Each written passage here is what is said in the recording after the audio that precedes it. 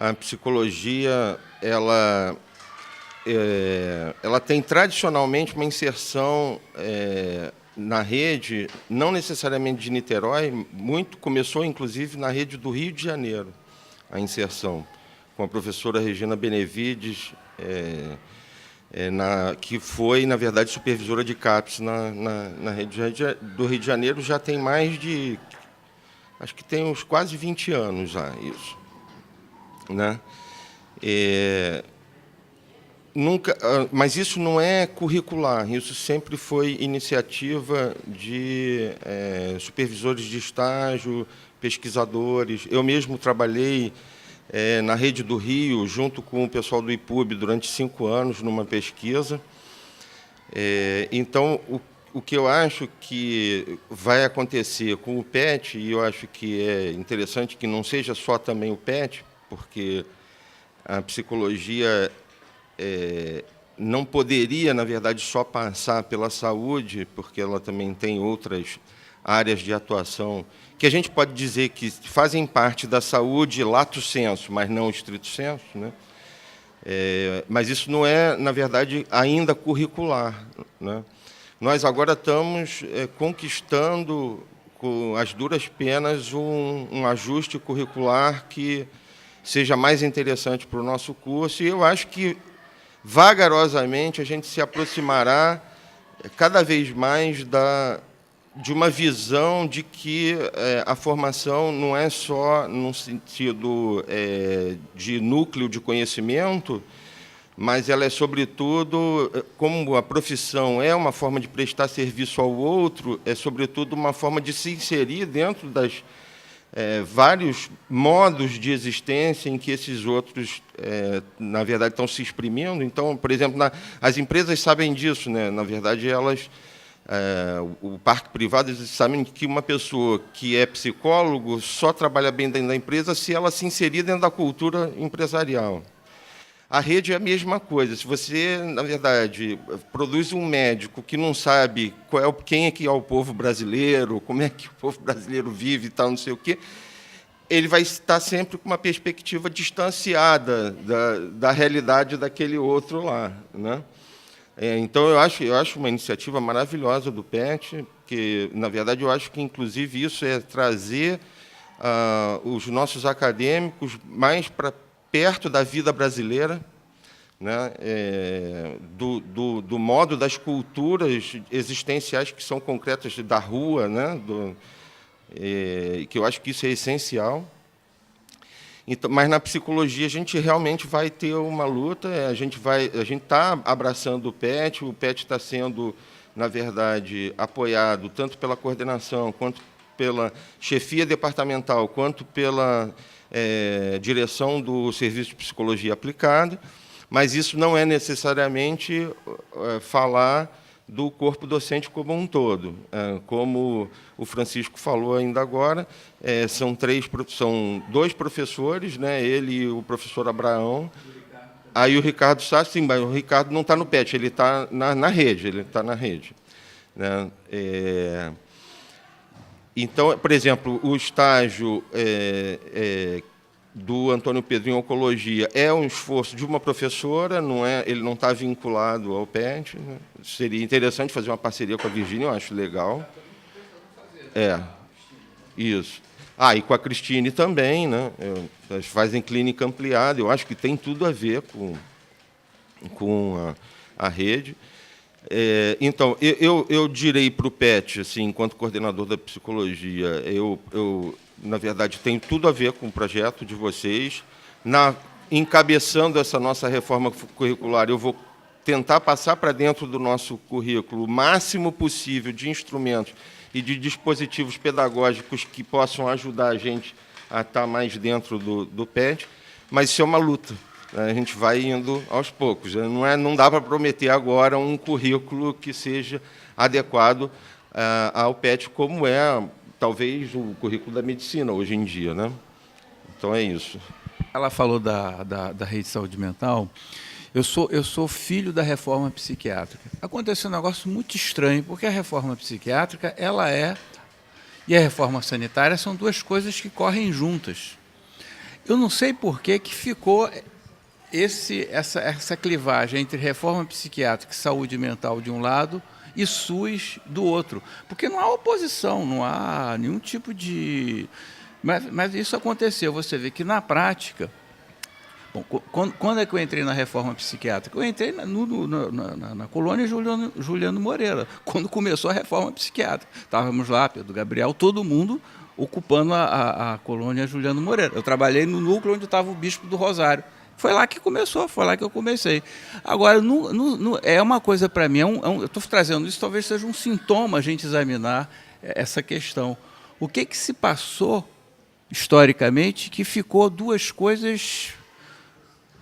É estranho, eu não sei explicar isso, não sei explicar. Então, a gente está fazendo agora esse esforço, inclusive tem uma contribuição importante da enfermagem, porque quem trouxe para nós, isso se refletiu aqui em Niterói, a rede de saúde mental em Niterói é razoavelmente estruturada, inclusive com práticas assim de atenção básica, que ela criou a questão do vínculo, trabalha muito essa questão, mas quem trouxe a necessidade, a urgência de rever isso dentro da universidade e fez com que a gente levasse essa questão para o departamento foi a enfermagem, foi através da professora Andrea, que já problematizava essa questão da reforma psiquiátrica em função da questão da atenção básica.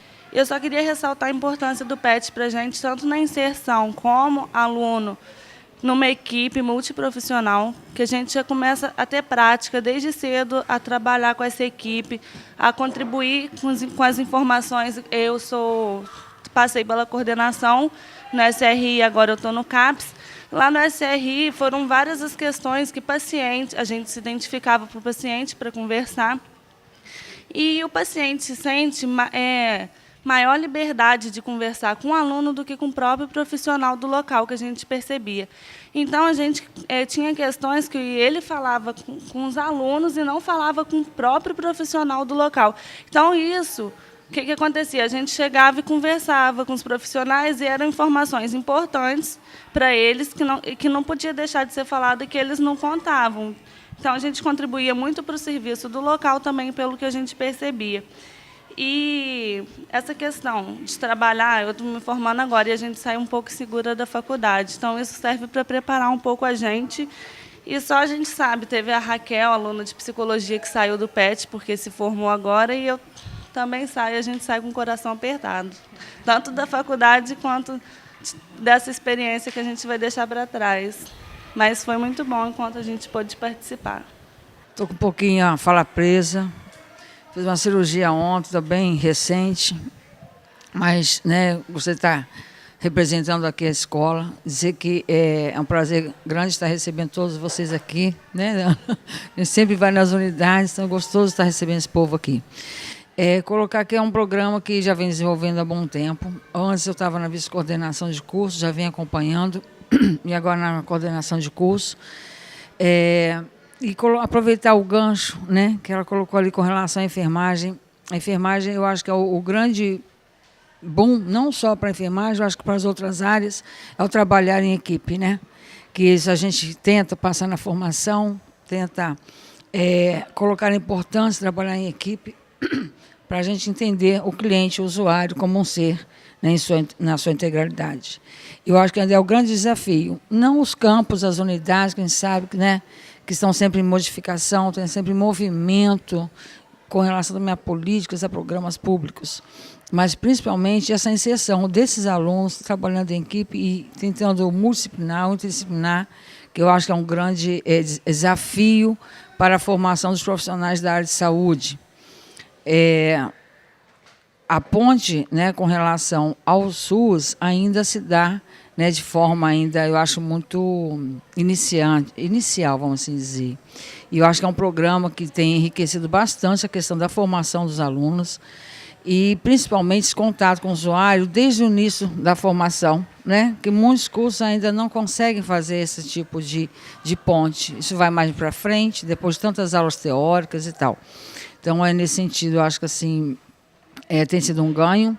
Eu acho que tem muitos desafios ainda a serem enfrentados, né, pela frente. E um grande que eu vejo, pelo menos para nós, nesse momento, eu acho que a inserção desse nosso aluno com uma disponibilidade realmente de carga horária para isso. Eu acho que isso, né, acredito que vem com a mudança curricular, porque, apesar dessa proposta ainda estar, não abrange a tantos alunos assim, né, em relação ao nosso quantitativo maior de alunos, nós somos quase 500 e poucos alunos, e poucos podem participar no sentido de quantitativo mesmo de bolsas, né.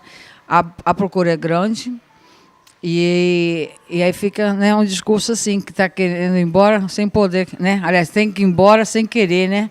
Tá? Então, a gente acaba criando um vínculo, né, um laço, e eu acho que isso é de fundamental importância para a própria rede, que eu acho que o papel da universidade, a gente tem que estar próximo mesmo, a gente tem que, como falaram aqui, né, é uma construção dia a dia, uma reconstrução, né, dessa realidade e do papel da própria universidade e também dos gestores da rede. Eu acho que é um constante diálogo, e tem que haver, sim, né? Tem hora que a gente tem vontade de falar, mas o que eu faço?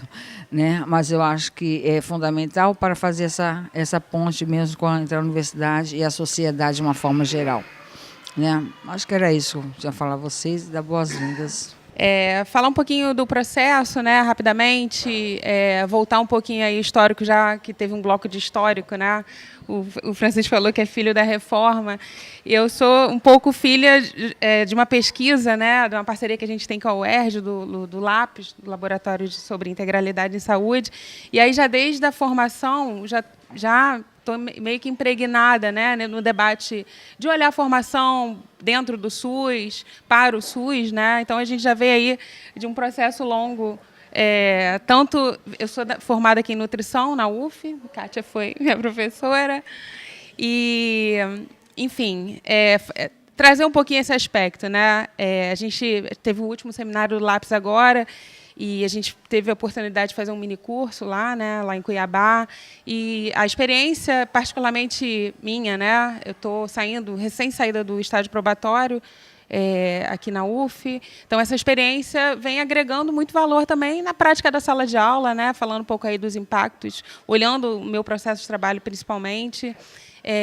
Eu dou aula para uma disciplina que já foi falada aqui, do primeiro ano, que é Trabalho de Campo Supervisionado 1, do currículo da medicina, que é onde a gente já entra, né, com os alunos aqui na rede de saúde, não só na rede de saúde, mas em outras redes também, mas especificamente falando aqui da rede, né? Isso tem suscitado, né, debate já no início da formação, dessa necessidade da construção do trabalho em rede, da construção do trabalho multiprofissional, né? Isso é um pouco que eu venho parando para pensar já como é que a gente já aborda isso desde o início que o aluno entra, né, na universidade já com essa ideia, que é uma demanda para a gente, né?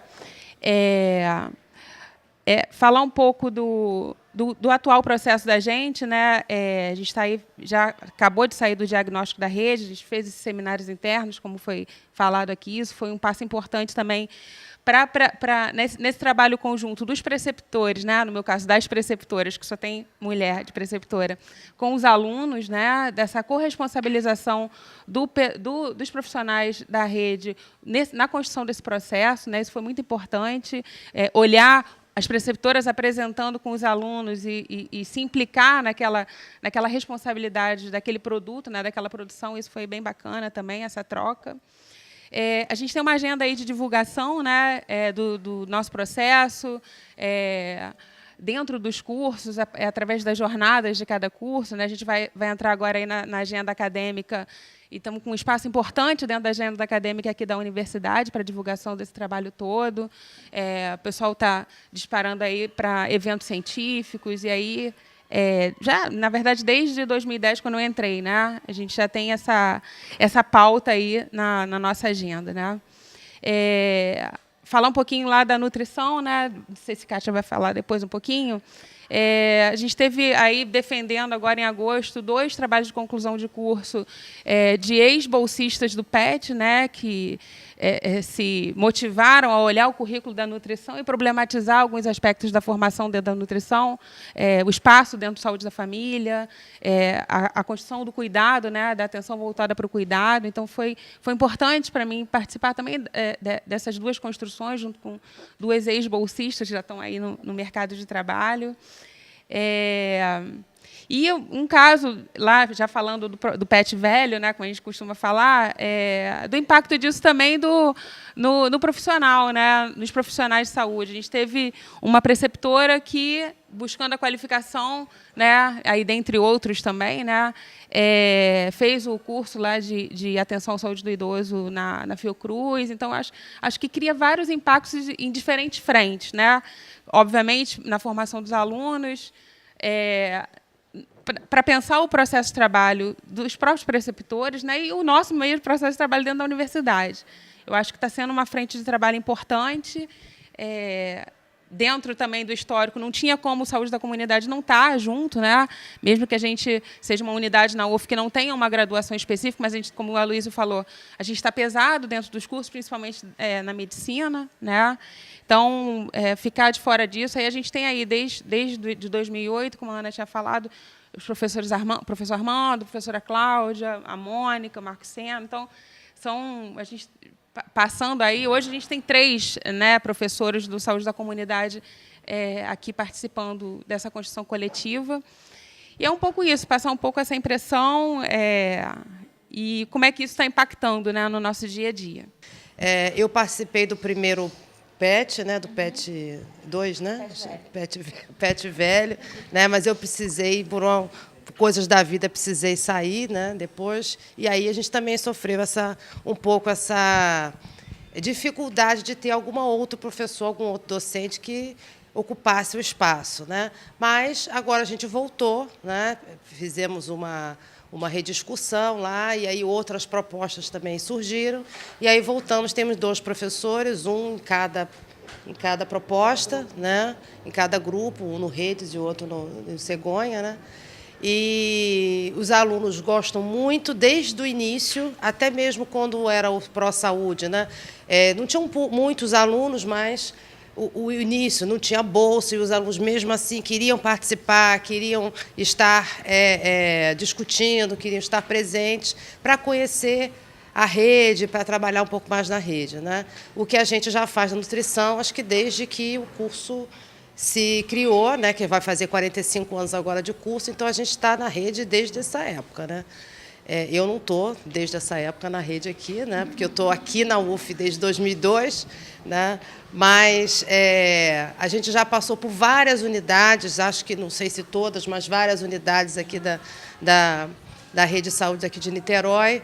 Vários professores também já passaram, alguns já aposentaram, outros que vieram, né, de concursos novos, estão se inserindo na rede e tal. E a gente tem um corpo de alunos também, um número bem grande na rede. E com a reforma do currículo, que a gente implantou em 2007, que foi uma discussão longa, né, até antes de eu entrar na faculdade, já tinha essa discussão, né? A Verônica pegou bastante essa discussão enquanto docente, enquanto discente, depois enquanto docente de outra unidade, né? Ajudou a gente bastante a construir a discussão, né, junto com os alunos, né? Os alunos participaram bastante também, e os outros professores dos outros departamentos, que a gente tem vários departamentos que dão aula para nutrição, né? E aí a gente, quando implantou esse currículo, a gente já criou a possibilidade dos alunos entrarem o mais cedo possível na rede, né, que a gente tem uma disciplina que chama Prática Integrada em Rede Básica de Saúde, que ela, no início, ela é no 2º período, então os alunos já vão para a rede, já fazem o reconhecimento, né, que para eles é assim uma coisa meio, não vou dizer assustadora, mas é uma coisa assim diferente, né, conhecer a rede.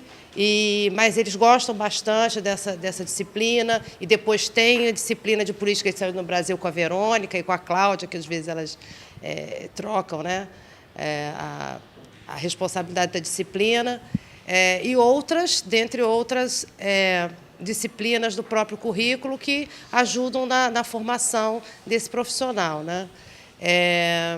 Então, quer dizer, a discussão da proposta da reforma curricular não teve assim uma ligação muito direta com a questão do PET, do Pró-Saúde, né? Mas a formação, né? Quer dizer, o desenvolvimento desse currículo, com certeza, foi bastante influenciado por esse trabalho, né? E aí eu só quero aproveitar a presença do nosso pró-reitor de graduação, professor Renato Crespo aqui com a gente, porque isso é interessante para essa proposta, né, já que a gente está querendo mexer na formação dos nossos profissionais aqui de saúde, né, dos cursos da área de saúde, e essa é uma proposta do ProSaúde, né, isso é uma das metas do ProSaúde, que é justamente a gente fazer e provocar mudanças na formação, no currículo, né, assim, fazer mudança no currículo,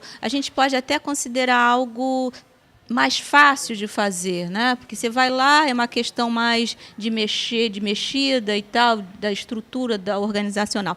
A questão é, acho que é o grande desafio, é fazer este currículo que a gente está discutindo aqui se expressar na sua natureza, na sua execução de formação, ou seja, que a gente consiga, ao final, esses relatos, né, que as alunas aqui fizeram aqui, que não fique só apenas para os alunos que estão mais próximos dessa proposta, né, mas que isso seja um discurso feito por todos os alunos da UF que fazem o curso da área de saúde aqui, né? Acho que o Renato aí está nessa posição aí de poder falar para a gente como é que isso está andando, né, por dentro da UF. Bem, bom dia. Eu estou prestando atenção aqui eu não peguei o início da reunião, então, assim, mas eu acho que estou percebendo um pouco o objetivo da reunião e, de certa forma, me agrada muito a conversa, porque, partindo da questão do PET para a questão curricular e como incorporar essa visão, nós criamos, por exemplo, na Pró-Reitoria de Graduação, há 2 anos, mais ou menos, o PET UF, que, naquele momento, uma percepção muito objetiva que eu tive de, se a gente prestar atenção na própria sustentação que todo mundo fala da universidade, de ensino, pesquisa e extensão, o que acontece na universidade é que a gente tem poucos profissionais que exercitam esses 3 pilares, talvez, da sustentação da universidade. O docente, nós todos somos docentes, inicialmente contratados como docentes, mas cada um acaba atuando em uma determinada linha dessa, ou mais em pesquisa, ou mais em ensino, ou mais extensão, e dificilmente você tem uma integração entre as 3 áreas. Então, me agrada muito a questão da proposta do PET, por isso nós criamos o PET UF, né? Não sei se vocês conhecem. Não tem bolsa para o docente, porque a gente não tem como subvencionar o docente através de bolsa, mas tem bolsa para os estudantes. Então, a gente está procurando difundir a cultura de formação com essas 3 abordagens. Então, não sei se é isso que vocês estão conversando aqui, mas me agrada essa questão de ter a possibilidade de formação integrando esses 3 aspectos e cada vez mais aproximar de uma estrutura curricular, né? E talvez distanciando um pouco da questão que a gente tem muito na universidade. A gente está fazendo um pequeno movimento aí, atualmente, de redução da carga horária dos cursos de graduação. Mas não é uma questão de redução simples, de reduzir. É óbvio que a gente tem cargas horárias excessivas, a gente tem curso, às vezes, de tecnólogo com um dobro de carga. A carga horária não tem que ser do docente, a carga horária tem que ser do discente, ou seja, que ele aprenda um pouco mais na prática, por exemplo, e não uma questão de que o professor é o grande detentor do conhecimento e que só através da aula que o aluno vai aprender. Não, a gente tentar passar a carga horária mais para o discente e não para o docente. Enfim, eu acho que é mais ou menos o movimento que a gente está tentando fazer na universidade, e se a gente criar a cultura do PET e incorporar, talvez, essa formação no currículo, que eu acho que talvez seja isso que esteja sendo discutido aqui, para mim me agrada muito estar ouvindo isso, porque quem sabe possamos, a partir da área de saúde, difundir isso para a universidade como um todo, né? Então, eu lanço até uma ideia, talvez possamos ter no próximo ano, no próprio PDI, um grande projeto da área de saúde, com essa visão de formação, e que a gente possa fomentar a área de saúde como um início, talvez, de um projeto para a universidade como um todo, né? Então, talvez a gente possa amadurecer de ter um projeto, não como nós fizemos esse ano, nós conseguimos recursos para o PET UF, mas podemos continuar com o PET UF, mas um PET saúde, já com essa aproximação maior com a questão curricular. Enfim, só uma ideia inicial para a gente, talvez, amadurecer. Então, meu caro Renato. Na verdade, quando a gente fala de dar mais hora para o aluno e, num certo sentido, dizer que não é o professor não é efetivamente o sujeito da educação, e eu concordo, a gente também pode pensar o seguinte, né, o professor não é o sujeito, mas ele é como assim, o sujeito de uma como é que diz assim, uma caminhada no mato não é o guia, são as pessoas que estão passeando. Mas o guia ele tem é um fator importantíssimo, porque senão as pessoas se perdem e não voltam mais para casa. Então, na verdade, não, é porque eu tenho medo que a gente entenda que a responsabilização do aluno pela sua formação tire do professor essa responsabilidade também. Tá?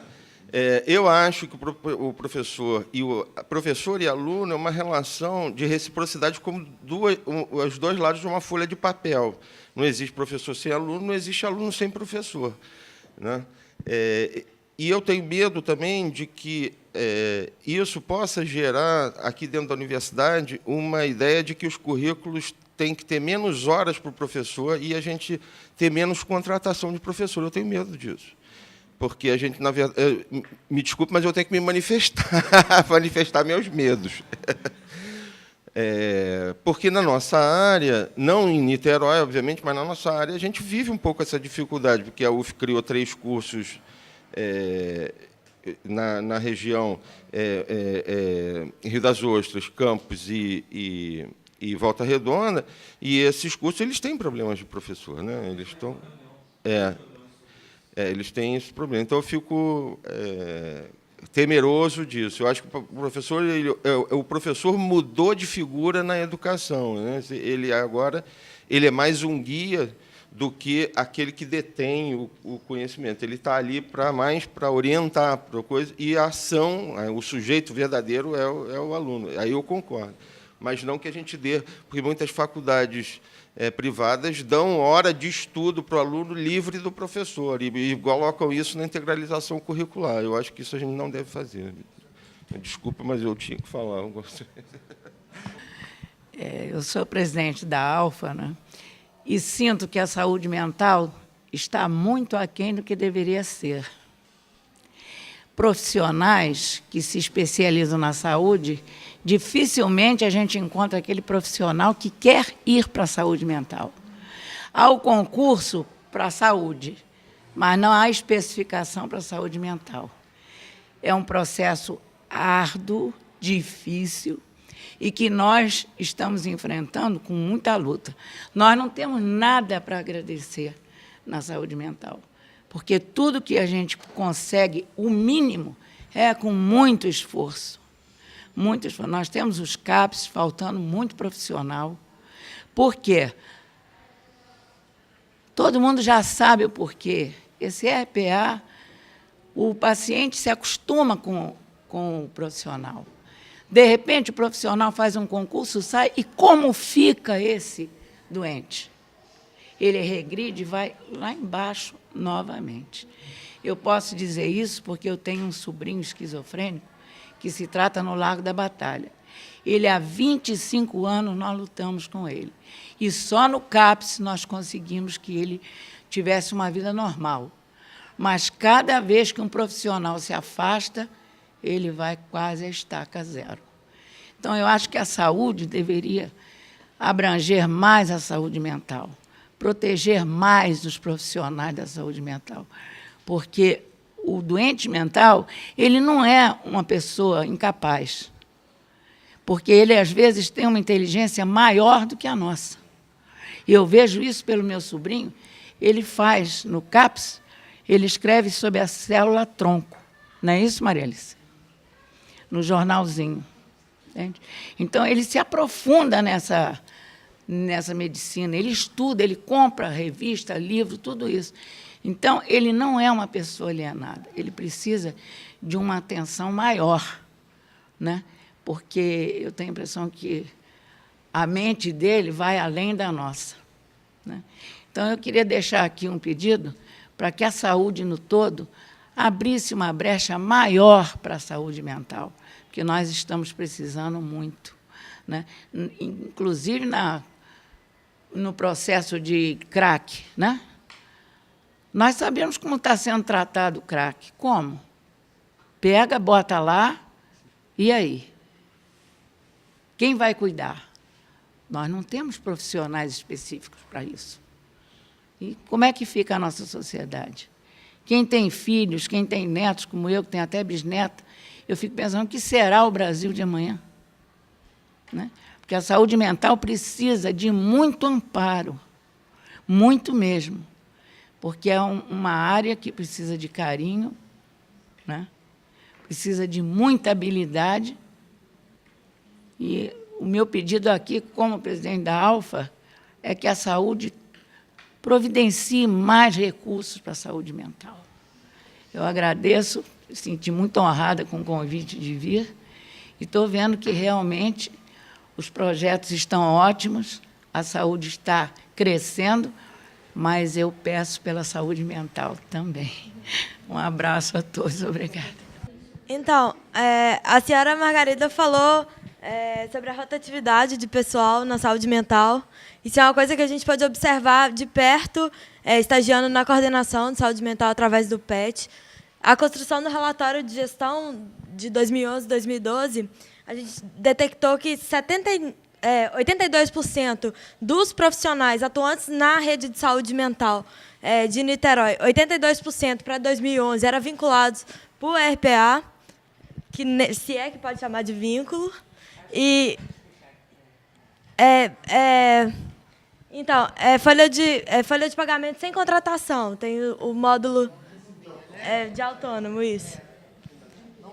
Não tem vínculo. O vínculo de contratação abrangia para 2011 18% e para 2012 79% era também por RPA. Então, isso demonstra uma grande percentual sem concurso, com alta rotatividade e ainda mais no cuidado para o paciente usuário de álcool e droga, que é de extrema importância a criação do vínculo de confiança para o paciente se abrir e desenvolver um projeto terapêutico bacana.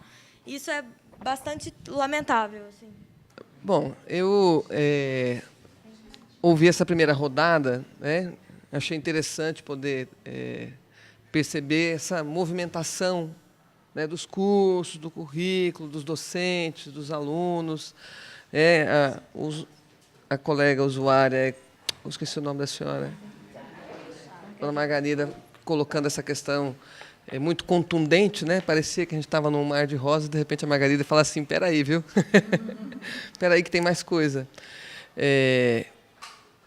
Então, eu percebo essa mobilização. Tal. Eu acho que a gente já podia, entrando, né? Eu acho que, aproveitando a deixa que a Margarida está colocando aí, dessa questão, temos os esforços de grande monta, né? Estou percebendo que tem esforços de todos os cursos, de vários docentes, dos alunos, né? Da pró-reitoria, se aproximando dessa agenda também, da universidade, da prefeitura.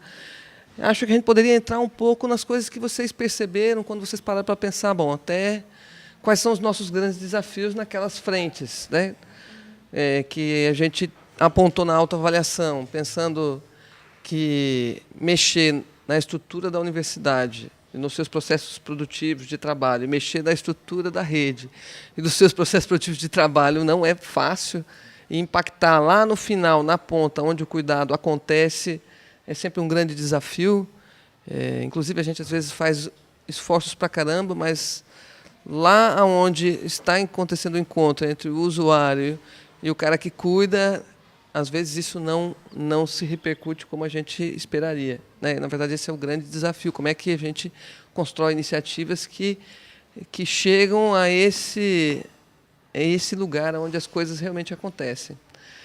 Eu queria deixar essa provocação para a gente pensar um pouco assim, de desafios que vocês, considerando a experiência de vocês, considerando até onde vocês foram, essa mobilização que vocês têm, esse envolvimento de vários atores, bem interessante, que é que vocês identificaram de coisas que são grandes desafios. Como é que vocês estão percebendo isso? Como é que vocês, se vocês já, né, pensando que teve aquele seminário com a rede, se apareceram coisas novas?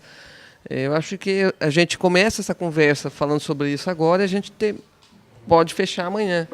Até porque a gente vai encontrar os alunos, vai encontrar só o grupo de alunos, só os preceptores, os tutores vão estar juntos também? Então, preceptores, tutores, eu acho que a gente vai fazer uma onda de conversa de todas essas coisas novamente, várias rodadas. Fica essa... É meu papel, né, achar. Eu achei legal. Eu fico assim, puxa, que legal, tá legal. Aí, de repente, eu falo assim, mas peraí, né? Tem coisa que mobiliza positivamente, que está motivando as pessoas para enfrentar as coisas que estão por aí, que não são poucas, né? Então, acho que fica essa deixa para a gente continuar a nossa rodada. Primeiro, eu acho que tem uma coisa que a gente precisa enfrentar, aproveitando o Renato de volta, assim, que é a ideia de descontinuidade institucional. Né? Ou seja, como todo mundo sabe, uma questão muito séria no nosso país é a descontinuidade institucional, ou seja, mudanças de governo, e quando eu estou falando de governo, não é só o governo município, o governo estado, o governo federal, mas a universidade também acontece isso. Às vezes, até em nível departamental, que não deveria tanto ser assim, acontece isso. Então, na medida do possível, essa é uma situação que se enfrenta nessa longa jornada que tem mais de 30 anos de construção da relação da universidade com Niterói e com os outros municípios agora onde ela está sediada. Então, a experiência da gente, que está mais antiga nessa história, é a ideia de construção sempre de grupos de sustentação que possam sobreviver a hecatombes nucleares. Ou seja, na realidade, são as pessoas que são mediadoras, que não são polarizadoras de determinadas tendências, que mantêm núcleos centrais de discussão e esperam o terremoto passar para voltar e continua a conversa num determinado ponto que parou. Ou seja, em Niterói, a gente tem sido feliz nisso, de nunca retroceder, né? Embora a gente possa dizer, numa relativa continuidade administrativa, nos últimos, pelo menos, 15 anos, mas há crises conjunturais, crises das pessoas, crises políticas, que fazem rupturas. E o esforço que a gente tem feito, né, é justamente manter núcleos duros desse tipo de projeto para resistir a essas crises. Né? Nós, nesse momento, estamos vivendo uma crise dessa. O município de Niterói entrou num processo, nos últimos anos, de muitas crises. A Secretaria de Saúde ficou 1 ano e meio sem secretário de Saúde, né? Ou seja, no período final da última gestão, alguém se dispôs a ser secretário de Saúde para fechar a gestão, né? Então, nós estamos agora numa nova gestão, discutindo o espólio passado e o que vai ser para frente, com grandes interrogações. Então, eu acho assim, por outro lado, a universidade também tem essas questões, ou seja, quando eu vejo o Renato falar, eu fico muito feliz, porque há uma pressão externa, né, que dá um desenho de universidade que é um pouco ante tudo isso aqui que nós estamos discutindo.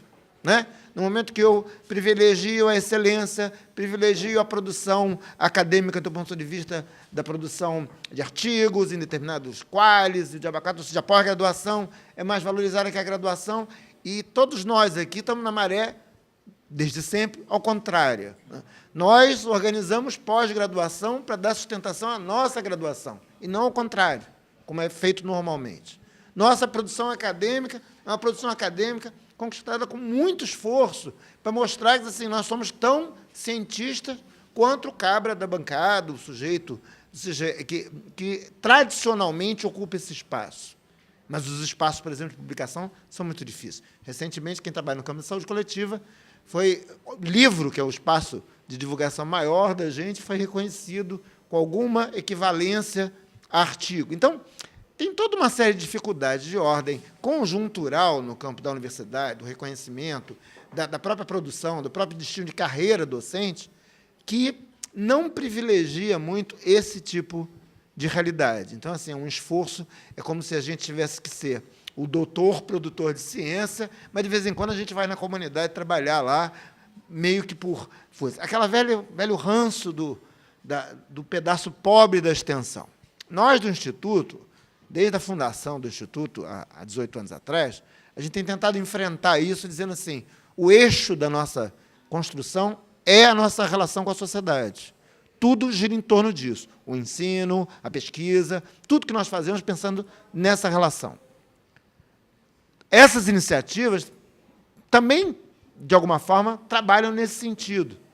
Agora, de que maneira a gente vai conseguir institucionalizar, ou apoiar, melhor dizendo, institucionalmente isso, nessa conjuntura externa adversa, é uma coisa que precisamos pensar. Eu fico muito feliz de ver o Renato falando assim, pô, estou preocupado em fortalecer PET, há um esforço de reconhecer experiências de extensão como inovação, às vezes, ou seja, tem todo um esforço de reorientar os esforços tradicionais para também suportar esse tipo de atividade. Eu acho que isso é uma coisa importante para dentro da universidade. O segundo desafio, do ponto de vista institucional, fora, né? A interlocução. Quem é o interlocutor? A gente tem tido dificuldade de definir. Por exemplo, eu estou na busca do convênio geral da prefeitura com a universidade, que é a base de todos os nossos trabalhos. Ele caducou há mais de um ano. Então, nós estamos arrancando os cabelos, e aí os colegas da prefeitura também estão fazendo isso, no sentido da gente refazer imediatamente esse convênio, que é o que dá o mínimo de estabilidade para a gente, institucional, para dialogar. Né? Ou seja, não basta a Luísa, a Angélica, a Ana, ou seja, pessoas sentarem. Nós temos que ter respaldos institucionais fortalecidos e renovados sistematicamente. A sistemática de convênio, ela às vezes faz convênio por 5 anos, renova por mais 5 anos e cai. Ou seja, não há renovações automáticas. Então, é uma coisa que a gente tem que o tempo todo estar vigilante. Como isso começa numa discussão muito grande, depois vai para a burocracia das instituições, desaparece dos olhos de todo mundo. Então, as pessoas não acompanham essa esfera institucional. Eu acho que isso precisa ser um pouco mais acompanhável por quem está na ponta. Não como vigilância, mas a ideia de que isso é que dá sustentação para a gente. Então, a gente, às vezes, está no meio de uma conversa muito interessante de um trabalho, aí diz assim, não tem convênio, não tem respaldo, não, ou seja, não existe. Isso é enlouquecedor. Um desafio para dentro da gente é a ideia de trabalhar junto. Quando a gente fica falando essa tal perspectiva multiprofissional, a gente tem que ter muito cuidado, porque a UF sempre teve uma tradição multiprofissional. Inclusive, dentro das suas próprias unidades, tem 1000 profissionais que trabalham juntos. Agora, uma perspectiva interdisciplinar, raramente ela tem. São poucas as experiências nossas nisso. Então, acho que iniciativas como o PET e algumas outras iniciativas mais pontuais têm dado a dimensão da gente de que pode se acontecer de maneira diferente e que a gente deva investir nisso. Não como uma coisa exótica de meia dúzia de malucos que estão querendo, mas como uma perspectiva institucional, de fato. E não estou falando só entre a saúde, não. Né? Nós, por exemplo, que circulamos por outra área, como engenharia, de abacate, nós estamos convocando nossos pares da história, do serviço social, e aí? A saúde é só nossa? É uma questão da saúde? Né? Então, acho que essa questão, a gente também tem que ter uma preocupação de como trabalhar junto, numa perspectiva interdisciplinar, construir espaços de relação comum, onde tanto a especialização do olhar, mas o olhar comum possa ser construído de uma maneira interessante. E o terceiro ponto e último que eu queria colocar, uma perspectiva que me parece ligada à sustentabilidade, que eu venho discutindo com as pessoas da rede. A rede, em especial os profissionais da rede, não mais a instituição, que tanto também com a gente estão na trincheira, eles têm uma expectativa da universidade do reconhecimento do seu trabalho. É a ideia do reconhecimento simbólico, né, que o Bourdieu fala. Essa ideia diz assim, ser reconhecido como um técnico, ser qualificado, reconhecer sua produção de conhecimento, reconhecer sua formação. O cara está lá ralando, no entanto, ele continua sendo o profissional de lá da unidade e o doutor, seja lá dele, publica o trabalho, faz o diabo, e como é que isso interage? Nossas experiências podem servir de exemplo da ideia de produção compartilhada e valorização coletiva. Mas isso não pode ser uma iniciativa de grupos, tem que ser uma iniciativa institucional. Né? À medida que, por exemplo, Um profissional da rede, que atua com aluno, que está lá com o nosso docente, mas é tutor, é preceptor, ou seja, ele tem que ter uma perspectiva que favoreça a carreira dele. Essa ideia de que toda essa carga horária que ele trabalha, e que às vezes não envolve nenhuma remuneração financeira, mas ela tem que ter um ganho simbólico, no sentido do reconhecimento que vale para a carreira dele, valorize o salário dele dentro da instituição dele, valorize ele dentro da academia, quando ele quer, por exemplo, pleitear um mestrado, uma especialização, algo desse sentido. Então, nós temos que olhar nossas regras no sentido de que maneira, sem perder uma qualidade, possamos abrir brecha para que essas flexibilizações sejam possíveis. Então, acho que esse é um ponto que a gente hoje, no Instituto, por exemplo, está muito debruçado. Na verdade, a gente tem que construir isso tudo na universidade, e é muito difícil você mudar isso, né? Eu, quando fui chamado para ser pró-reitor de graduação, alguns colegas, o que você vai fazer na graduação? Porque, na verdade, eu tenho uma inserção muito forte na pós-graduação, e há pouco eu sou pesquisador 1A do CNPq e fui saber que sou um dos 13 da universidade. Enfim, mas eu não estou preocupado com esse tipo de coisa, porque eu consigo enxergar outras coisas também, como eu falei há pouco aqui, da valorização dessa formação via PET e tudo. E eu devo organizar até o final do ano um workshop que a gente está chamando de convergências ou aproximação de pós-graduação com graduação. A gente tem que passar a tratar tudo isso na universidade como uma coisa só. Isso é uma vontade não minha, mas vontade do próprio Sidney, que é o vice-reitor atual.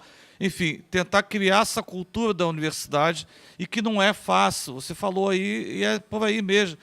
Não é fácil você construir isso. Então, eu estou na pró-reitoria de graduação justamente voltado para esse tipo de tentar resgatar esse tipo de importância e valorização da graduação. Só que eu sei que não é tarefa fácil. Como eu falei, quando eu fui para lá, algumas pessoas, por que você vai fazer na graduação, ficar na pós-graduação? Eu fui coordenador de pós muitos anos, mas eu não enxergo só isso na universidade, por isso que eu estou como pró-reitor. Então, com certeza, eu vou tentar ajudar nessa construção, mas a gente tem que ter claro, e você falou, você sabe como é que é, não é fácil isso dentro da universidade, porque, principalmente, a questão de pós-graduação tem sempre um valor mais simbólico, uma coisa mais, né, elevada e tal, como se fosse a grande... Porque traz recursos, uma série de outras coisas. Mas esses recursos podem chegar também lá na graduação. Por isso que a gente tem que fazer a aproximação dos dois. Eu sempre disse isso, uma estrutura de laboratório que você tem, a gente percebe isso na universidade. Se você chega a um local muito bonito, muito tal, ali tem pós-graduação por trás. Isso aí é fato, não tem por que você, não tem por que negar isso, né? Mas o aluno de graduação, ele, de alguma forma, ele tem que usufruir disso também. Então, tem que chegar. Então, é essa aproximação que a gente tem que procurar construir na universidade.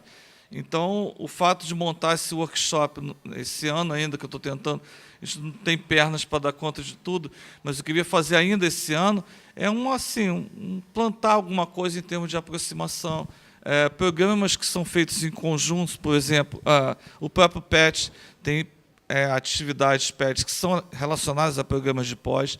Cada vez a gente pode costurar mais essa aproximação. Então, mostrar algumas ações que já são feitas, como institucionalizadas, se pertinentes, né?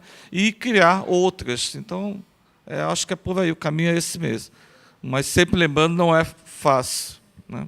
Para mim foi muito importante quando eu ouvi a fala do Aloysio, em outra ocasião, que expressa assim, de uma maneira muito clara essa questão. Na psicologia, a dificuldade que é isso.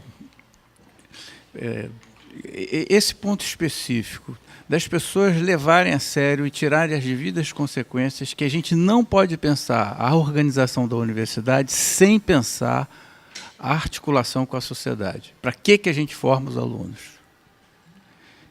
Então, isso é uma coisa assim, porque todo mundo concorda com isso, mas a prática disso é diabólica, porque desculpe, o vice-reitor saiu, né? Tá aí. Desculpe, que essa coisa da pós-graduação rouba de tal maneira o valor de qualquer inserção prática, é um negócio impressionante. Fica sendo assim uma espécie de inserção na prática. Eu fiz essa escolha eu não quis ir para a pós-graduação, não quis ir. Nós temos um doutorado na psicologia, não quis ir. né? Fui muito feliz de ter encontrado o pessoal da saúde justamente com essa mesma causa. Não quis ir, porque não é possível, a gente tem que formar, é isso que a Margarida acabou de falar, não é possível, a gente tem que comprometer a universidade com essas questões, tirar consequências disso. Bom, enfim, eu só estou dando consequências, fazendo reverberar essa fala, que é muito importante, porque não é possível que a graduação seja uma coisa de segunda categoria. Não é possível. Nós passamos anos incentivando pós-graduações. Tudo bem, sim, pertinente e tal, não estou questionando nada disso. Mas talvez agora o momento seja outro, a gente seja mais fácil construir isso, uma vez que os programas estão consolidados, enfim, no país como um todo, o Brasil está lá bem colocado em produção científica, seja o que for. E talvez agora tenha um momento mais propício, mais fácil, talvez, de tentar construir isso, porque a pós-graduação tomou um espaço muito grande. Então, e agora não. E talvez uma das formas que eu falei é aproximar os dois, a gente possa construir mais facilmente isso. Não sei. Eu vou voltar lá no que a Margarida falou, né? Porque isso mexeu muito, né, comigo, né? Porque assim, a gente fala muito nessa questão da produção do cuidado, né? Assim, como é que a gente dentro da universidade, eu como professora, né, faço e crio possibilidades e arranjos pedagógicos de formar profissionais que tenham esse olhar, né, esse olhar centrado no usuário e tal. Isso não é fácil de fazer. E, na saúde, a gente só faz isso dentro do serviço. A famosa integração ensino e serviço. Se eu não tiver a integração ensino e serviço, eu posso ter a melhor das boas intenções em formar profissionais que tenham foco no usuário. Mas, se não tiver essa integração justa, afinada com o serviço, não vai adiantar. Todo o meu esforço ele vai ser pequeno diante do meu objetivo. E aí, assim, essa proposta do ProPet Saúde, acho que empurra a gente para estar refletindo que pontes são essas, quais são os eixos, que tipo de coisa a gente tem produzido, e aí em Niterói, porque é onde eu estou. É onde eu ensino, é onde a Universidade Federal Fluminense está, é aqui. Como é que a gente tem idas e vindas nessa articulação com o serviço, que é... assim, eu acho que tem essa questão institucional que a Luísa aponta, tem, realmente, a gente tem fragilidades em relação a isso, tem, mas, assim, a questão não está pautada apenas na questão macro. Ela tem um exercício fino da micropolítica, do exercício cotidiano, que a gente é cansativo, é desgastante, e que a gente precisa enfrentar. Então, hoje, em Niterói, hoje, a gente tem um problema sério.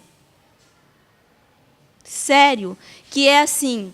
E aí, assim, é de ambas as partes, né?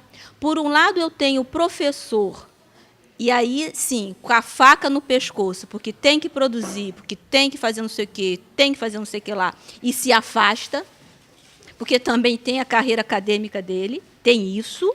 Né? E aí, o que ele faz? O que a gente faz? A gente vai arrumando gambiarra para dar conta disso, porque eu também tenho que estar no serviço, eu também tenho que produzir. E aí, o que eu faço? Eu vou e me associo com um profissional de saúde, né? Que está lá na prática, que está lá junto comigo. Só que esse profissional de saúde, pela prefeitura, tem um vínculo precário. Não é? Tem um vínculo precário. Né? E aí, como é que eu faço isso? Ele não tem carreira. Não? E assim, e a minha formação, ela é uma formação por exemplo, se eu pego a medicina, são 6 anos. Então, assim, um cara, para se formar, ele vai precisar ser... Então, assim, eu não tenho interrupção. Eu não tenho interrupção. né? O contrato do profissional que está lá, a formação ela não é de RPA. Né? A formação não é RPA. Então, assim, como é que a gente vai dar conta disso? O PET, eu acho que, vamos dizer assim, joga um pouquinho de cor nisso, né? Com a bolsa e tal, do profissional e tal, mas isso não mexe na causa. Isso não mexe na causa. A causa é outra. Né? A causa é outra. Eu estou falando tanto da forma como a gente vem olhando o processo de trabalho nosso, docente, como a Prefeitura de Niterói vem fazendo os seus arranjos aí. Tem toda essa elaboração que a Luísa aponta, né, dessa conjuntura, dessas crises, e que não está só aqui na Prefeitura de Niterói. Se a gente olha outras prefeituras hoje no Brasil afora, estão enfrentando o mesmo problema. Uma evasão de profissionais. Né? Você tem isso por todos lados. Como é que, então, aí eu volto lá para o problema da Margarida, né? Assim, que eu tenho lá o usuário que está lá, né? Que esse é o meu eixo, né? Que me move. Né? Como é que eu dou conta disso? Né? Acho que isso acho que é o grande, né, impasse, né, e desafio. Eu quero fazer, ouvindo vocês falarem, eu fiquei com duas questões, né? Porque eu estava olhando aqui na autoavaliação, naquelas frentes que tem uma pergunta, gera agenda para dentro das instâncias gestoras, para dentro do conselho, para dentro da secretaria. Eu queria entender um pouco isso, como é que é esse processo aqui de vocês, né? Como é que vocês estão trabalhando isso. Porque, por exemplo, está sentada na mesa aqui conosco a fundação, não é isso? Certo? O que significa estar na fundação e não estar na secretaria? É a mesma, ou é a secretaria? Entendeu? Como é que isso impacta em relação... Para entender mesmo, tá? Não estou fazendo um julgamento sobre... Eu quero entender como é que é esse funcionamento de vocês enquanto nesse espaço. A interlocução que vem da secretaria é a fundação. Oxe, mas o vento aqui está... O vento está me atrapalhando. Toda vez que eu começo a raciocinar o negócio... Espera aí. Deixa eu botar aqui. É isso, obrigado. Tomar cuidado para o vento não levar as ideias, né? Porque a interlocução é a fundação. Mas as áreas que definem as políticas, os programas, está na fundação ou está em outro lugar da secretaria? E como é que isso se articula? Né? E como... Essa é uma mesma pergunta, porque para dentro da universidade me pareceu mais claro. Me parece mais claro como é que está acontecendo. Os coordenadores de curso falaram, os alunos falaram. Um pouco nós estamos trazendo essa discussão para dentro, criamos uma disciplina, criamos não sei o quê. Eu queria entender como é que isso está chegando para a secretaria, né? Como é que vocês conseguem produzir agendas, que tipo de... Pensando um pouco nisso que você está falando, mas... para a agenda do conselho, né, dos usuários, como é que... Vamos pensar que eu acho que a gente fortalecendo essas vizinhanças com usuários, de repente vem uma fala como a da Margarida e fala assim, gente, isso aqui é interessante isso, só que lá onde está o meu sobrinho, não chegou. É claro que eu acho que nós temos um problema também da própria modelagem da política da própria CEGETS. Quando elas apostam em políticas que são políticas de editais e não políticas que são contínuas, ela também cria vieses complicados, né? Então acho que essa é uma questão, inclusive, que o próprio Ministério está pensando sobre isso. Como é mesmo que pode ser a melhor forma da CEGETS desenvolver as suas políticas pensando também na continuidade e na sustentabilidade. Porque quando acaba o edital, fica todo mundo perguntando quando vai ser o próximo edital. Tem sido apontado também em alguns lugares que eu visitei e também tem sido até o pessoal que teve no seminário, que teve recente agora, o FINEPAS, foram algumas pessoas do ProPet que foram também, essa dificuldade de conseguir garantir a ampliação disso para todos os alunos, né? Tem sido reverberante essa questão nos nossos seminários e nas avaliações. Então, acho que isso deve impactar do ponto de vista da própria proposta de política do Ministério. Então, é um interesse nosso também enxergar como vocês enxergam a própria política do Ministério. Trazer, né? Eu estou aqui pensando, estou aqui perguntando para vocês, e vocês, fazem o quê? Mas eu acho que vocês também darem esse feedback. O que essa política tem de problemas, do ponto de vista do que ela induz, entre aspas, né? A gente sabe também, a gente tem feito muita conversa lá com a equipe, dizendo que os professores universitários estão o tempo todo também atrás de captar recursos para projetos que eles já acham que são importantes e fazem certos ajustes que eu fiz, a maior parte das pessoas fazem, assim, nós já fazemos um negócio assim.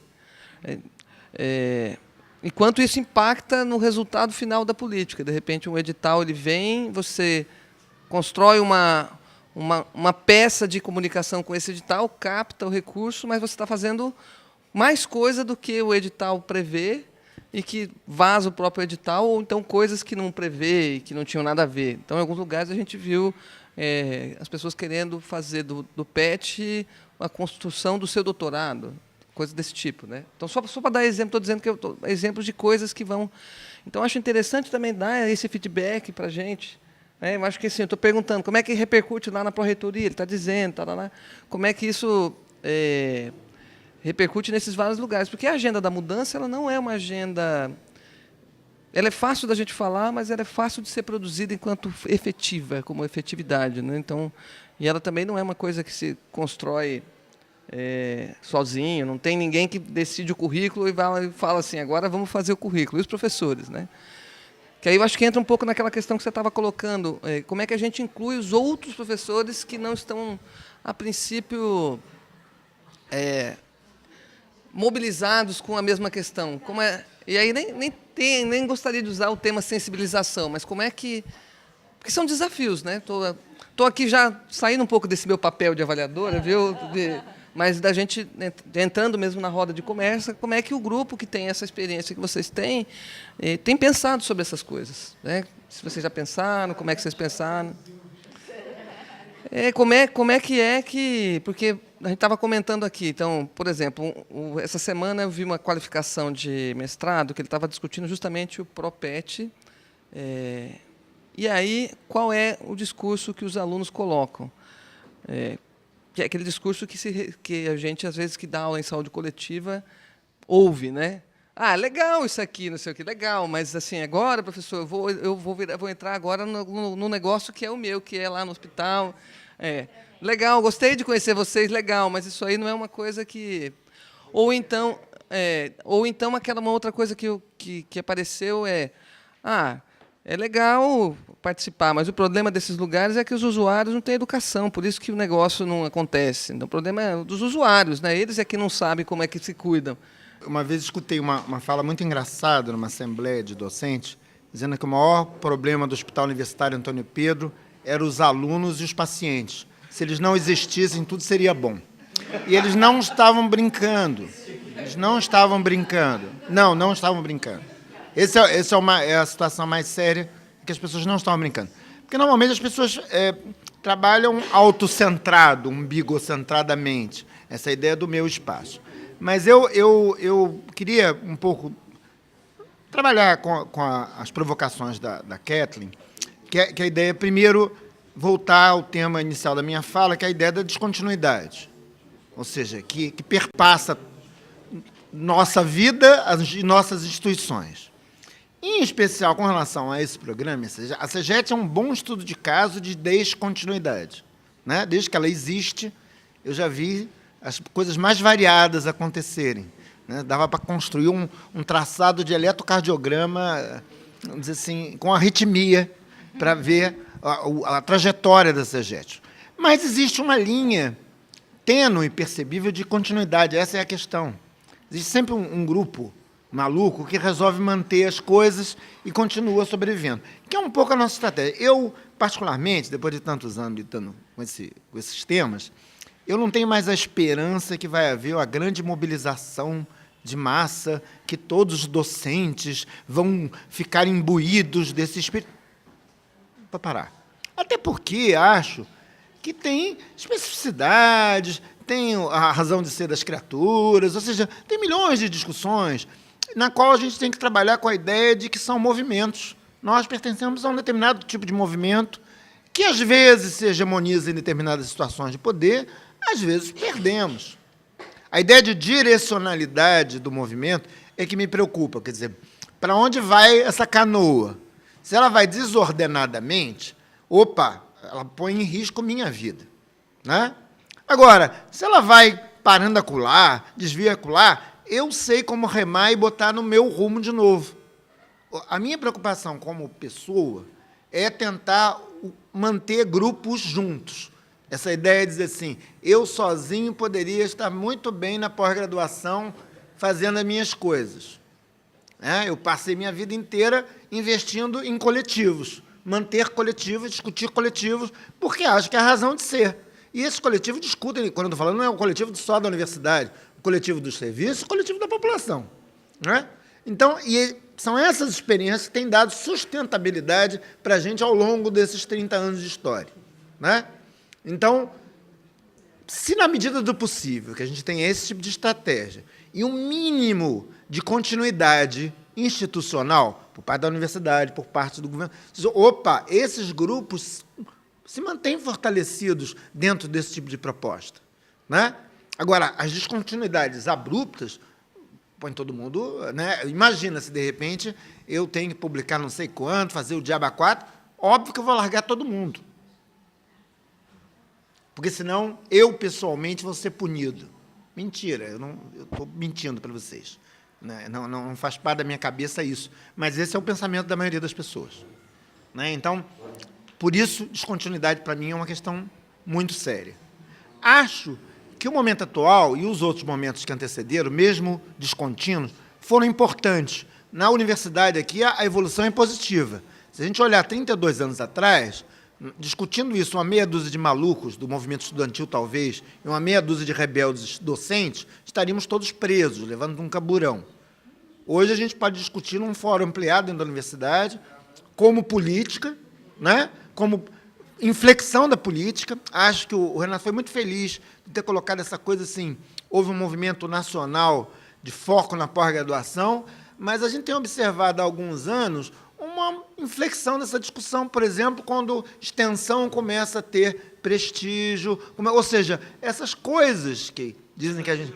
Exatamente, currículo, ou seja, parece que nós estamos agora voltando a conseguir conversar essas coisas.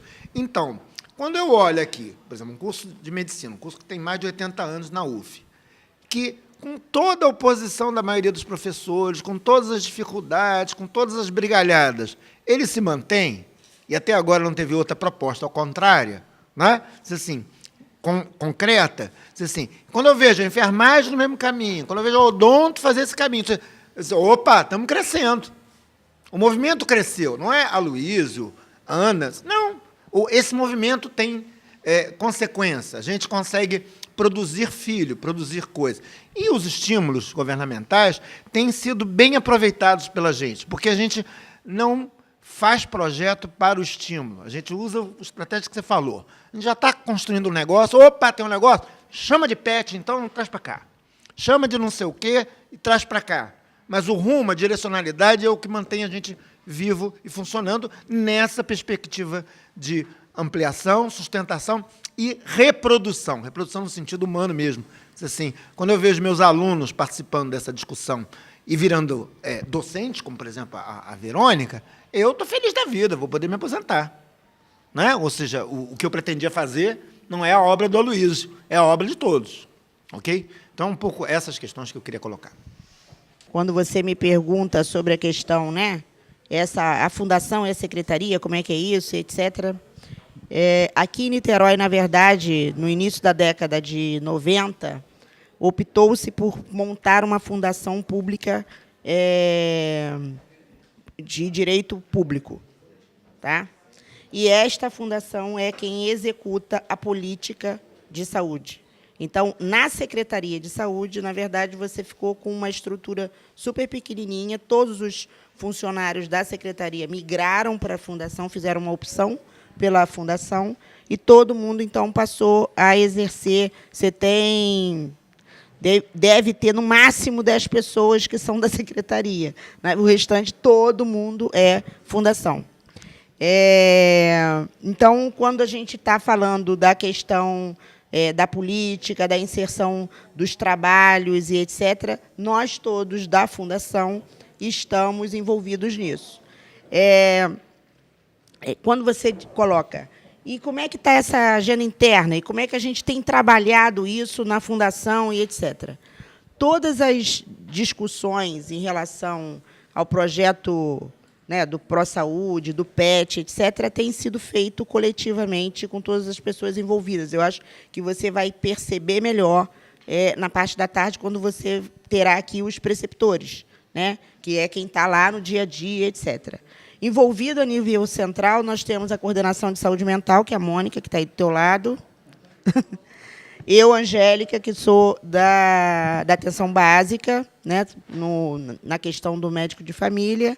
Temos o departamento que a gente chama de Departamento de Supervisão Metodológica, que é o DESUM, que, na verdade, é onde reúne todas as iniciativas estratégicas das políticas de atenção e do cuidado.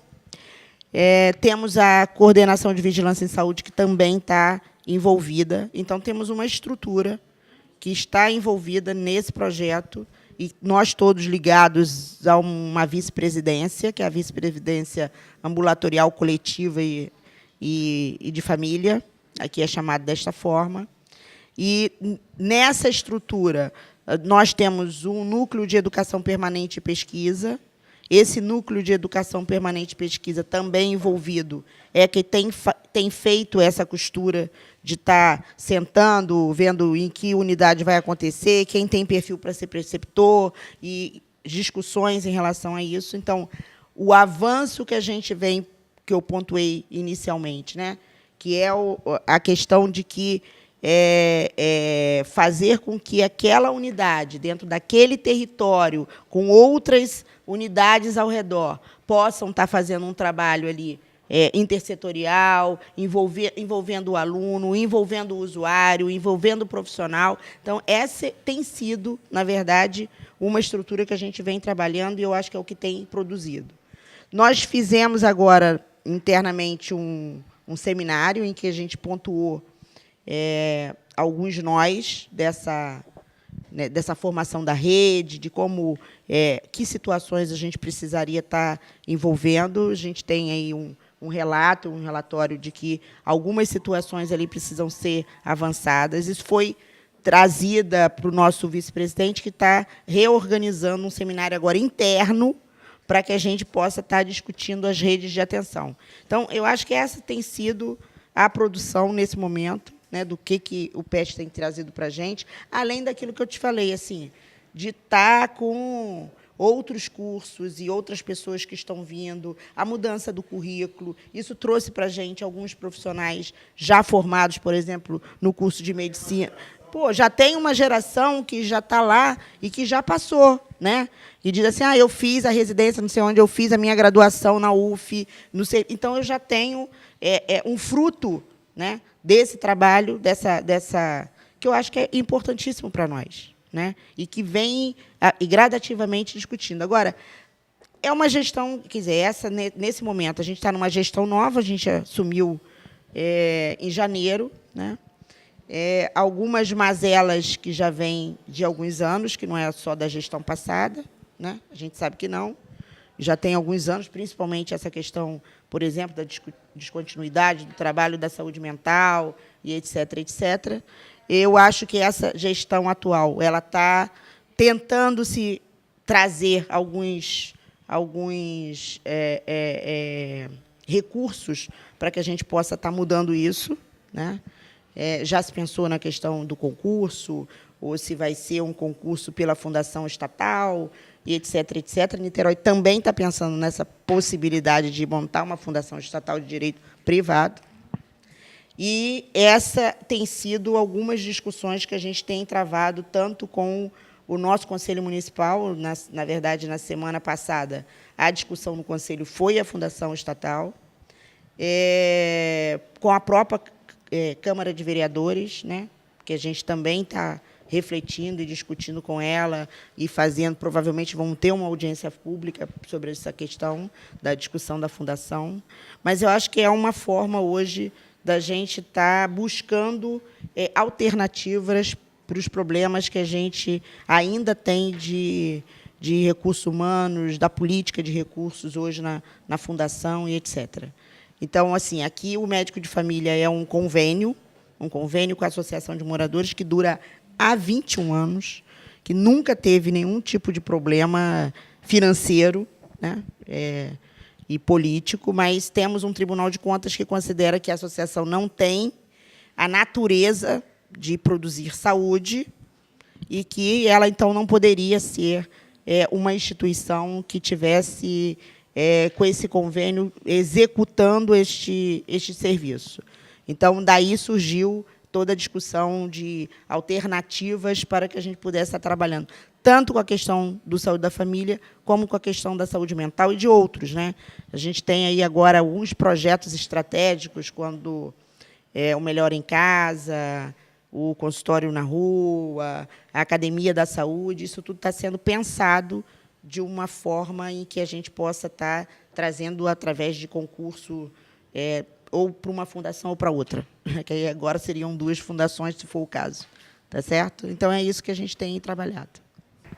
O tipo de desenho dessas políticas, que trabalha como foco os cursos, vamos dizer assim, por exemplo, para a nossa área de saúde coletiva, é uma coisa muito esquisita, né? Embora, nacionalmente, haja um debate hoje sobre um profissional de saúde coletiva em nível de graduação, a opção da UF, por razões óbvias, não foi essa, né? Ou seja, nós passamos 30 anos inserindo conteúdo de saúde coletiva em grande proporção em todos os currículos da saúde. Não tinha sentido para a gente sair dessa luta e criar um universo à parte de um profissional especializado ou em nível de graduação de saúde coletiva. Quer dizer, essa é uma... Não que a gente discorde dessa debate, não é essa a questão. A questão é que aqui não teria sentido esse tipo de conversa. Muitos dos lugares que experimentaram essa experiência foram lugares onde a saúde coletiva era notadamente da pós-graduação, com baixíssima inserção na graduação, que, óbvio, que viram essa uma grande possibilidade, inclusive, de atrair recurso Reúne, de Aba4, para a graduação. Não é o nosso caso. Nós temos inserção a dar com pau, estamos devolvendo inserção, inclusive, de tanta que a gente tem. Então, esse não é o nosso problema. Só que esse tipo de política faz um desenho que, se a gente não tiver muita rebolação, eu não encontrei um termo melhor, técnico, diz assim, a gente fica excluído, né? Diz assim, qual é o curso da saúde coletiva aqui na UF? Nenhum. Nós fizemos propostas, junto com os nossos colegas, de coisas transversais, projetos transversais. Em nome dos limites orçamentários e dos cortes, nós fomos, temos que voltar atrás. Então, aqui, nós estamos ocupando o lugar da odonto, ocupando o lugar da medicina, ou seja, não é necessário. Ou seja, poderia ser feito outros tipos de desenho que reforçariam, inclusive, o desenho maior, o encontro.